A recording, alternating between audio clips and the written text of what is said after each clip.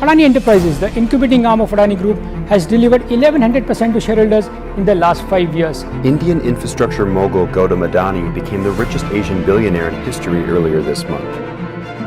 They are one of the largest developer and operator of coal mine in India with a production capacity of आपके और मेरे जैसा एक common आदमी शायद ही कभी वर्ल्ड का रिचेस्ट पर्सन बनने का सोच पाएगा, क्योंकि वो सोच ही अपने आप में इतनी बड़ी है कि हमें पता ही नहीं कि उसको अचीव करने में कितने सालों लग जाएंगे। बट मिस्टर गौतम अडानी का ना ये सिर्फ करने का एक एस्पिरेशन था, बट उनने ये करके भी दिखाया एंड आज वो वर्ल्ड के 3rd रिचेस्ट पर्सन है। But the real question is कि ये सब हुआ कैसे, क्योंकि आज से सिर्फ 4 साल पहले गौतम अडानी एशिया के रिचेस्ट पर्सन की लिस्ट में सिर्फ एंटर हुए थे and with in only this 4 years वो वर्ल्ड के रिचेस्ट पर्सन की लिस्ट में 3rd नंबर पे आ चुके हैं। सो लेट्स नाउ अंडरस्टैंड कि ये सब हुआ कैसे। उसके पहले चैनल को भी जाके सब्सक्राइब कर लो, क्योंकि ऐसी बढ़िया सी 2 वीडियोस हम हर वीक में लाते रहेंगे।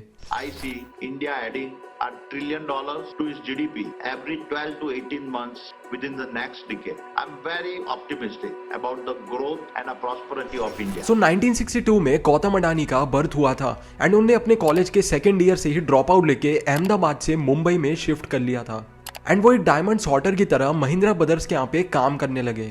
2 साल बाद उन्होंने अपना डायमंड ब्रोकरेज बिजनेस ओपन किया and by the age of 20 years ही बिकेम अ मिलियनेयर। बट तभी उनके बड़े भाई महासुख भाई अडानी ने एक प्लास्टिक यूनिट सेटअप किया अहमदाबाद में, जिसके ऑपरेशंस गौतम मैनेज करते थे एंड यही वो बिजनेस था जहां से उनको ग्लोबल इंपोर्ट एक्सपोर्ट बिजनेस का एक्सपोजर मिला। एंड वेरी सून लेटर उनने पीवीसी प्लास्टिक इंपोर्टिंग स्टार्ट कर दी एंड स्मॉल बिजनेस ओनर्स को सप्लाई करने लगे। सूनर उनने अडानी एंटरप्राइजेस, जो उनकी बेस एंड फर्स्ट कंपनी है, वो रजिस्टर करी एंड इनिशियली वो agricultural commodities and power like gas and other power resources में डील करते थे। बट देन उनका मेन फॉर्च्यून चेंज हुआ 1991 के इकोनॉमिक लिबरलाइजेशन पॉलिसीज की वजह से, जहां बहुत सारे बिजनेसेस इन पॉलिसी की वजह से बहुत बुरे अफेक्ट हुए। वहां ये सारे रिफॉर्म्स अडानी ग्रुप के फेवर में आ गए एंड उन्होंने अपने बिजनेस को metal, textile and agro products के एक्सपोर्ट्स इंपोर्ट्स में भी एक्सपैंड करना चालू कर दिया। ये एक पॉइंट था जहां पे गौतम अडानी अपने एक्सपोर्ट बिजनेस से अच्छा पैसा बना रहे थे एंड ईयर ऑन ईयर बहुत अच्छी ग्रोथ कर रहे थे। बट 1993 अगेन वो ईयर था जहां पे गवर्नमेंट ने मुंद्रा पोर्ट के ऑपरेशंस को किसी प्राइवेट कंपनीज को रन करने के लिए ऑफर किए, जहां अडानी एंटरप्राइजेस ने भी उनकी कॉन्ट्रैक्ट रिक्वेस्ट डाली थी and fortunately in 1995 Adani enterprises को मुंद्रा पोर्ट की कॉन्ट्रैक्ट भी मिल गया एंड अब अडानी पोर्ट के पास मुंद्रा पोर्ट की मेजॉरिटी स्टेक होल्डिंग आ गई एंड आज मुंद्रा पोर्ट इंडिया का लार्जेस्ट प्राइवेट सेक्टर पोर्ट है। अब गौतम अडानी ना ही सिर्फ एक्सपोर्ट के बिजनेस में थे, बट वो एक मेजर पोर्ट को भी ओन कर रहे थे। ऑल्सो नॉट टू फॉरगेट कि ये सारे बिजनेसेस कैपिटल इंटेंसिव हैं एंड इसलिए डेट इन्वेस्टमेंट एक मेजर पार्ट था इन सारे कॉन्ट्रैक्ट्स का। अडानी ग्रुप एक कॉन्ग्लोमेरेट ग्रुप है, मतलब कि there are many multiple companies in different sector जो अडानी ग्रुप के अंडर आती हैं एंड उन सारी कंपनीज के अंदर majority stake holding Gautam Adani की ही है। अब एक्सपोर्ट्स में तो वो बहुत अच्छा कर ही रहे थे, बट 1996 में आके उन्होंने अडानी पावर को भी एस्टैब्लिश किया, जहां वो अपने खुद के पावर प्लांट्स के थ्रू बिजली मैन्युफैक्चर एंड सप्लाई कर रहे थे एंड देन यहां से स्टार्ट होने लगे बहुत सारे मल्टीपल बिजनेसेस अडानी ग्रुप के अंदर, जहां 1995 में अडानी एंटरप्राइजेस वो सबसे पहली कंपनी बनी जिनको उन्होंने स्टॉक मार्केट में लिस्ट भी किया and there started the beginning of the Adani's real public growth. आज Adani group power, airports, major ports, exports and imports, green energy and बहुत सारे दूसरे बिजनेसेस में भी है एंड जब ये सारे बिजनेसेस ग्रो होते हैं तो गौतम अडानी की पर्सनल वेल्थ पे भी बहुत बड़ा इंपैक्ट आता है, क्योंकि इन सारी कंपनीज में majority stake holding Gautam Adani की ही है। And because he has a majority stakeholding in all of these companies, every time any of his companies make good monies or if the stock prices goes up, then Gautam Adani's personal wealth also goes up. So when we are talking about his business revenues, let us also see कि उनका कौन सा ऐसा business है जो उनको सबसे ज्यादा पैसा बना के देता है। गौतम अडानी के 5 एरियाज ऑफ बिजनेसेस हैं जहां पे वो अपने सबसे ज्यादा पैसा बनाते हैं। Do remember, this is just a list and not the whole sequence. Adani enterprises major ports को ओन करता है, उनके पास पावर बिजनेस है, उनका एक्सपोर्ट बिजनेसेस, उनका ग्रीन एनर्जी बिजनेस एंड उनकी एयरपोर्ट ओनरशिप्स भी हैं। अगर हम इनको इंडिविजुअल लेवल पे बात करें तो अडानी एंटरप्राइजेस के अंडर उनका मुंद्रा पोर्ट आता है, जो इंडिया का लार्जेस्ट प्राइवेटली ओन्ड पोर्ट है। उनका एक्सपोर्ट बिजनेस भी बहुत अच्छे लेवल पे रन होता है एंड उसमें भी मेजॉरिटी स्टेक होल्डिंग गौतम की ही है। And recently Adani green energy business भी बहुत ज्यादा पिकअप हुआ है, जहां 2020 में वो वर्ल्ड की लार्जेस्ट सोलर पावर जनरेशन की बिड जीते and that solar plant generation business is currently worth at $6 billion।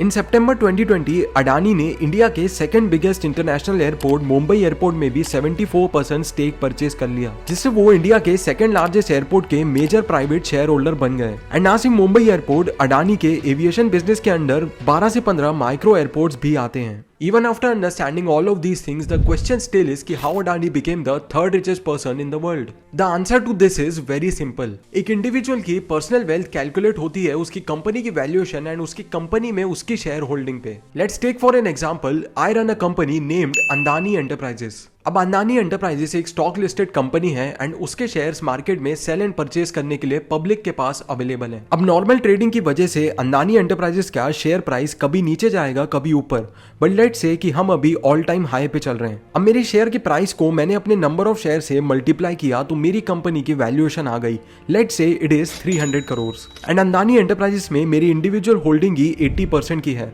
सो अब 300 करोड़ का 80% हुआ 240 crore. So when I calculate my personal wealth, I will take 80% of 300 crore which is 240 crore and now ये हो गई मेरी personal wealth. अब फॉर अगेन एन एग्जांपल, अगर Elon Musk की वेल्थ उसके टेस्ला कंपनी की वजह से 300 करोड़ है तो मैं बन जाऊंगा वर्ल्ड का second richest person. And this is exactly how Gautam Adani became the third richest person in the world. Gautam Adani का अडानी ग्रुप इतने सारे अलग अलग कंपनीज एंड बिजनेसेस को मैनेज करता है अलग अलग सेगमेंट में, जिसकी वजह से गौतम अडानी के पूरे ग्रुप की जो वैल्यूएशन है वो बहुत ज्यादा है। एंड क्योंकि गौतम अडानी उनकी हर एक कंपनी में मेजॉरिटी मतलब 50% से ज्यादा के स्टेक होल्डर हैं, तो इसलिए उनकी जो पर्सनल वेल्थ है वो करंटली $126.4 बिलियन है, विच इज वेरी ह्यूज। अभी रिसेंटली अडानी ग्रीन की स्टॉक वैल्यू भी बहुत ज्यादा पंप हुई अडानी एंटरप्राइजेस के साथ, जिसकी वजह से उनकी पर्सनल वेल्थ में लास्ट सिर्फ 4 सालों में 100% से भी ज्यादा की ग्रोथ हुई है। बट अब इंडिया में अडानी ग्रुप ही इतना बड़ा और इतना डाइवर्स नहीं है। टाटा ग्रुप भी है एंड मुकेश अंबानी का रिलायंस ग्रुप भी है। But the question here is कि why is Mukesh Ambani and Ratan Tata not even close to Gautam Adani?